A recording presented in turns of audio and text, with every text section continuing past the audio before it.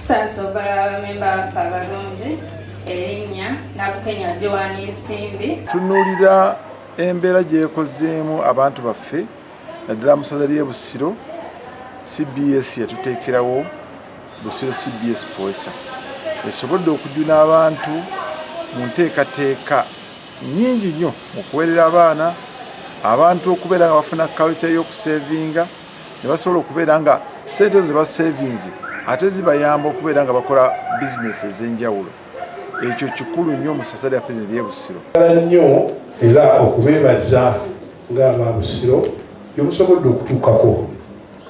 Omukungu abyogeddeko naye bingi ddala mu katabo mwebuli bye tulabako ne bye batugambye, naye omwaka oguwedde musobodde okugulawo ettabi capital walinnye sente ezikozesebwa ebitundu 3.5 ku buli 100, okutereka kweyongeddeko ebitundu 8 ku buli 100, bammemba aba gurupu beeyongeddeko ebitundu 17 buli 100, ne bammemba kino beeyongeddeko ebitundu 29 buli 100.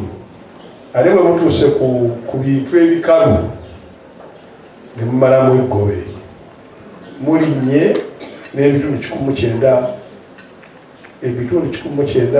mu kimu ku buli 100, naddala olw'ettaka lye mwasobodde okugula.